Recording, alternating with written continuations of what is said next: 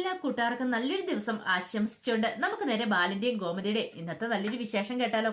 അങ്ങനെ ഇന്നത്തെ വിശേഷത്തില് പതിവ് പോലെ തന്നെ ഡെലിവറി ആയി കഴിഞ്ഞ് ആരും വീട്ടിലേക്ക് വരുവാണ്. വരുന്ന സമയത്ത് ആരുടെ മനസ്സിലുണ്ടായിരുന്ന ചിന്തകളൊക്കെ ആനന്ദന്റെ കാര്യത്തെക്കുറിച്ചായിരുന്നു, വിവാഹത്തെക്കുറിച്ചൊക്കെ ഓർത്ത് അതൊക്കെ ഓർത്തിട്ട് വീട്ടിലേക്ക് വരുവാണ്. അങ്ങനെ വന്ന് കയറി കഴിഞ്ഞപ്പോൾ മിത്ര പതിപോലെ ചായയൊക്കെ കൊണ്ട് കൊടുക്കുകയാണ്. ചായ കൊണ്ട് കൊടുത്തിട്ട് പറഞ്ഞു, ആര്യ എനിക്കൊരു കാര്യം പറയാനുണ്ടെന്ന് പറയാം. എന്താ? അതെ, ആ ഷേക്സ്പിയറിന്റെ നാടകം എനിക്കൊന്ന് എഴുതി തരാവോ? കോളേജിൽ അവതരിപ്പിക്കാനുള്ളതെന്ന് പറയണം. ഇത് കേട്ടത് ആര്യം പറഞ്ഞു, അതെ നീ ഒരു കാര്യം ചെയ്യുക, നിന്റെ ഫ്രണ്ട്സിനോടോ മറ്റോ ചോദിക്കാൻ പറയണം, അവർക്ക് ആർക്കും അറിയത്തില്ല എന്ന് പറയണം. പെട്ടെന്നാണ് മിത്ര ഓർത്ത, അയ്യോ ആന്താണ് എന്റെ പെണ്ണില്ലേ ശ്രീദേവി ചേച്ചി. ശ്രീദേവി ചേച്ചി ഇംഗ്ലീഷ് ലിറ്ററേച്ചർ ആണെന്നാ പറഞ്ഞേ. നാടകത്തിന്റെ കാര്യം ഞാൻ പറഞ്ഞിട്ടുണ്ടായിരുന്നു. അങ്ങനെയാണ് ഞാൻ ആ വഴിക്കൊന്ന് നോക്കട്ടെ ആര്യാന്ന് ചോദിക്കുക. ഇത് കേട്ടതും ആരിനൊരു നിമിഷം ആലോചിച്ചു, ഇവളോട് താൻ അവിടെ കേട്ട കാര്യങ്ങളൊക്കെ പറയണം. വേണ്ട, തൽക്കാലത്തേക്ക് പറയണ്ട. ഒരു കാര്യം ചെയ്യാം, നീ ഒന്ന് വിളിച്ചു നോക്കാൻ പറയണം. പക്ഷെ എൻ്റെ നമ്പറില്ല. ഒരു കാര്യം ചെയ്യാം, ഞാൻ മീനാക്ഷി ചേച്ചിനെ വിളിച്ച് നമ്പർ മേടിച്ച് വിളിക്കാന്ന് പറയണം. അങ്ങനെ മിത്ര എന്ത് ചെയ്യണം, മീനാക്ഷിനെ വിളിക്കുകയാണ്. മീനാക്ഷിനെ വിളിച്ച് മീനാക്ഷി ചോദിച്ചു, എന്താ മോളെ, എന്താ ഈ സമയത്ത് വിളിച്ചതെന്ന് ചോദിക്കുക.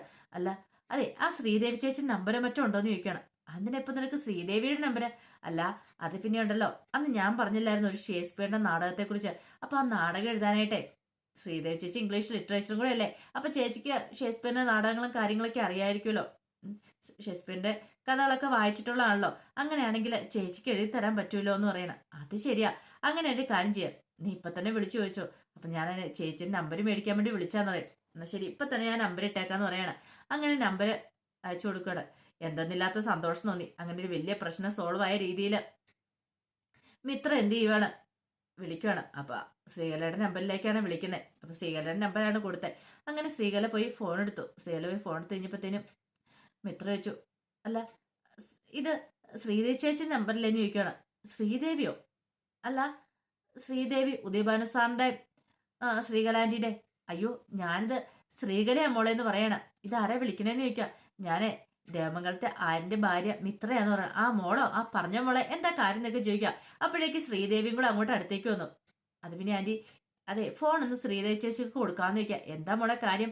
എന്തേലും കാര്യമുണ്ടോ? കാരണം കാര്യം അറിഞ്ഞിട്ട് വേണം കൊടുക്കാൻ പറ്റുള്ളൂ, അല്ലെങ്കിൽ പെട്ടുപോകുന്നുള്ള കാര്യം അറിയാം. അല്ല അത് പിന്നെ കഴിഞ്ഞ ദിവസം ഞാൻ വന്നാൽ പറഞ്ഞില്ലായിരുന്നോ എനിക്കൊരു നാടകത്തെക്കുറിച്ച്, ഷേക്സ്പിയറിന്റെ നാടകം. ഓ ഓ മനസ്സിലായി മനസ്സിലായി. അതിപ്പം ചേച്ചി എഴുതി തരാന്ന് പറയുകയും ചെയ്തിട്ടുണ്ട്. അപ്പൊ ചേച്ചിയോട് അത് ചോദിക്കാൻ വേണ്ടിട്ടായിരുന്നു പറയണം. ഓ അതിനാണോ മോളെ? അതെ, അവളിപ്പോ ഇവിടെ ഇല്ല, അവള് പുറത്തു വരെ പോയേക്കുവാന്ന് പറയാണ്. അയ്യോ ആണോ? ഒരു കാര്യം ചെയ്യാം, ഞാൻ അവള് വരുമ്പോൾ പറഞ്ഞേക്കാന്ന് പറയാ.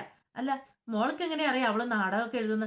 അല്ല അന്ന് പറഞ്ഞിട്ടുണ്ടായിരുന്നു ചേച്ചിക്ക് കഥകളും കാര്യങ്ങളൊക്കെ അറിയാന്ന്. പോരാത്തേന് ശ്രീദേവി ചേച്ചിക്ക് ഇംഗ്ലീഷ് ലിറ്ററേച്ചറും കൂടെ അല്ലേ, കാര്യങ്ങളൊക്കെ അറിയാലോ. അപ്പൊ ശ്രീദേവി ചേച്ചിക്ക് നാടകം എഴുതാനും അറിയാന്ന് അന്ന് പറഞ്ഞിട്ടുണ്ടായിരുന്നു. ഓ അങ്ങനെയല്ലേ? അല്ലേലും എന്റെ മോൾ അങ്ങനെയാ, സർവ്വകലാ വല്ലഭയാ. എന്റെ മോളായതുകൊണ്ട് ഞാൻ പറയുമല്ലോ കേട്ടോ എന്ന് പറയണം.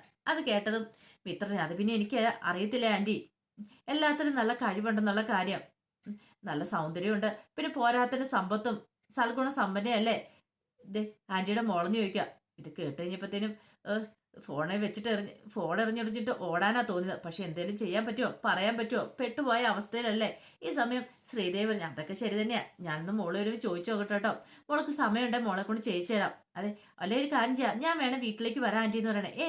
വരുമൊന്നും വേണ്ട, ചിലപ്പോഴേ ഞങ്ങൾ ചിലപ്പോൾ ഇടയ്ക്ക് ഇങ്ങനെ ബിസിനസ് സംബന്ധമായ കാര്യങ്ങളൊക്കെ അങ്ങോട്ടും ഇങ്ങോട്ടും ചിലപ്പോൾ പോകുമായിരിക്കും. അപ്പം മക്കളെയും കൂടെ കൊണ്ടാ പോകുന്നത്. അപ്പൊ എപ്പോഴൊന്നും ഞങ്ങൾ ഇവിടെ കാണണമെന്നൊന്നും ഇല്ല, അതുകൊണ്ടാന്ന് പറയാം. ആണോ?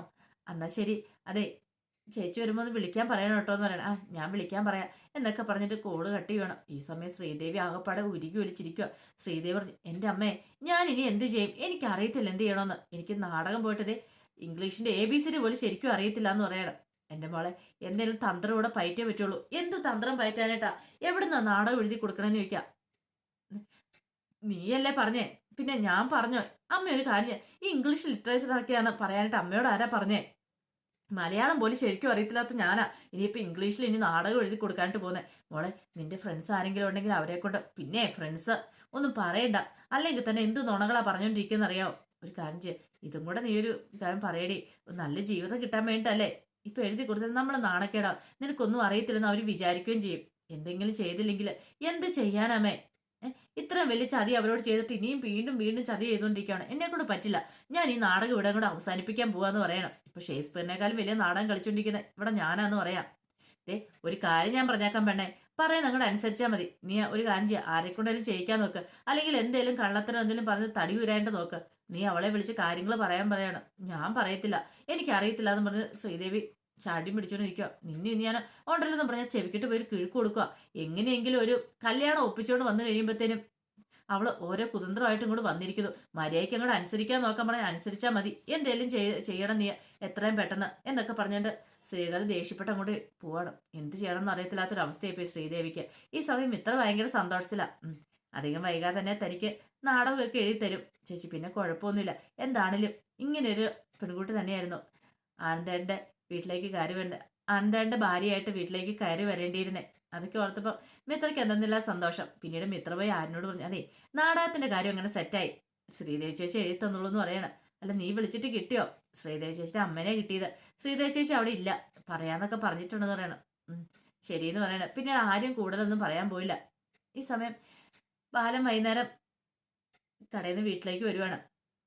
കടയിൽ നിന്ന് വീട്ടിലേക്ക് വന്നു കഴിഞ്ഞപ്പോഴത്തേനും ഗോമതി ചായയൊക്കെ ആയിട്ട് ചെല്ലുവാണ്. പിന്നീട് ബാലനോട് അത് ബാലേട്ടാ, ഇനിയിപ്പോ കല്യാണത്തെ തീയതിയൊക്കെ നോക്കണ്ടേ, മുഹൂർത്തമൊക്കെ നോക്കണ്ടേ, ആരിനോടൊക്കെ പറയണ്ടെന്ന് നിൽക്കും. അതൊക്കെ പറയാം, ആദ്യം ബാക്കി കാര്യങ്ങളൊക്കെ നടക്കട്ടെ എന്ന് പറയാണ്. അല്ല നിന്റെ സംശയം തീർക്കാനായിട്ട് രണ്ടുപേരെ പറഞ്ഞു വിടാനായിട്ട് പറഞ്ഞിട്ടുണ്ടായിരുന്നു, അവർ പോയോന്ന് വല്ലതും അറിയാന്ന് ചോദിക്കാം. ഇല്ല അറിയത്തില്ല, പോയിട്ട് വരുമായിരിക്കും. ആകാശം ധർമ്മനും കൂടെ അല്ലേ, രണ്ടുപേരും കൂടെ പോയിട്ട് അന്വേഷിച്ചിട്ട് വരട്ടെ. അന്വേഷിച്ചിട്ട് ഇങ്ങോട്ട് വരട്ടെ. ഉദയഭാനു സാറിന്റെ കൊച്ചാക്കാൻ വേണ്ടി ആരും ഓരോ കാര്യങ്ങളൊക്കെ പറയുന്നതെന്നുള്ള കാര്യം ഇന്നത്തോടുകൂടി അവർക്ക് മനസ്സിലാവും. ഞാനൊരു ആലോചന കൊണ്ടുവന്നിട്ടുണ്ടെങ്കിൽ എല്ലാം അറിഞ്ഞും കേട്ടോ കൊണ്ടിരുന്ന, അല്ലാതെ വെറുതെ ഒന്നും കൊണ്ടുവരത്തില്ല. അത് കേട്ടതും ഗോമതി പറഞ്ഞു, അത് പിന്നെ എനിക്ക് അറിയാൻ പാടില്ലേ, അത് ഓർത്തിട്ട് ഇനിയിപ്പം പേടിക്കണ്ടെന്ന് പറയാണ്. എന്നാലും ആരിനും അങ്ങനെ പറയാൻ തോന്നിയില്ലോ വാലേട്ടാ. അത് ചിലപ്പോൾ അവൻ എന്തേലും സംശയം ഉള്ളതുകൊണ്ടായിരിക്കും, അങ്ങനെ എന്തേലും അവൻ ചിലപ്പോൾ അറിഞ്ഞിട്ടുണ്ടായിരിക്കും. ഇതേ എത്രയാന്ന് പറഞ്ഞാലും ഒരു കാര്യം ഞാൻ പറഞ്ഞേക്കാം, ഈ കല്യാണം ഇനി നടക്കാതിരിക്കാൻ പോകുന്നില്ല. ഉറപ്പായിട്ട് ഈ കല്യാണം നടക്കും. ആരൊക്കെ എന്തൊക്കെ പറഞ്ഞു പറഞ്ഞാലും ഇതിന് പിന്നിൽ ചിലപ്പോൾ വല്ല അസൂയക്കാരുമായിരിക്കും. എന്തിനാരെ പറയുന്നു, നമ്മുടെ വീട്ടിൽ തന്നെ ഉണ്ടല്ലോ, പിന്നെ പുറത്തുനിന്ന് ഒരാളുടെ ആവശ്യമില്ലോ എന്ന് പറയണേ. എന്താ ബാലട്ടെ ഇങ്ങനെയൊക്കെ പറയണേ, നമ്മുടെ മോനെ കുറിച്ചാ പറയുന്ന വിചാരിക്കണം. പിന്നെ ഒരു മോനെ ഒന്നും മിണ്ടായിരിക്കുക എന്നും പറഞ്ഞിട്ട് ബാലൻ ദേഷ്യപ്പെട്ട് അങ്ങോട്ട് കയറി പോവാണ്.